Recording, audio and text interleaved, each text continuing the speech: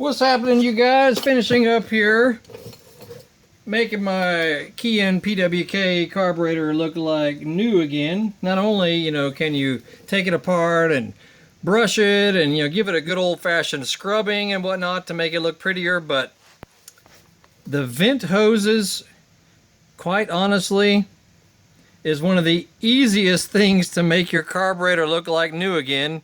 And, if you live in an area that has a lot of clay in the soil, like we do here in northern Georgia, that clay dust just discolors rubber like crazy. It's just hideous. Here's the old vent lines that were on this carburetor versus the lovely new ones,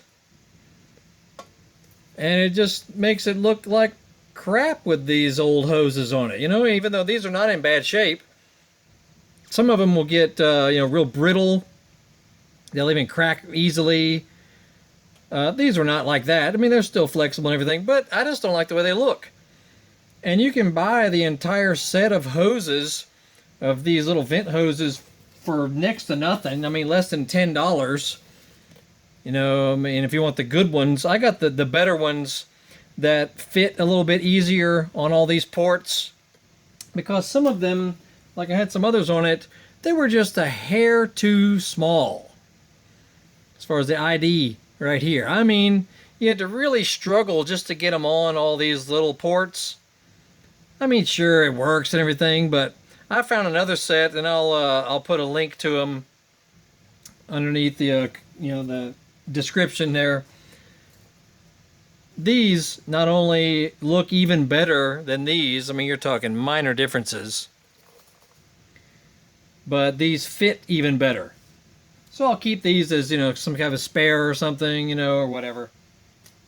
But man, fresh hoses just make a carburetor look like new again, I replaced the little choke button right there. I even made a custom tool for that, because I'm into bicycling as well, and I've got a set of Park, little slim wrenches. These guys are really slender.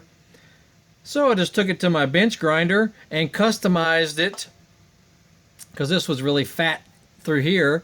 I just ground it down so that I can, get a better grip on this little hex right here, because this part is very difficult to get a regular wrench on. So it's around 14 millimeters. But there's just no, there's no room to turn anything, because you end up hitting this and hitting this. So I custom made my own stupid little wrench. And be careful, because this is plastic, of course. This little nut here is plastic, and you'll strip it if you're not careful. So anyway, I replaced that because the choke button was not staying up. Now she stays up.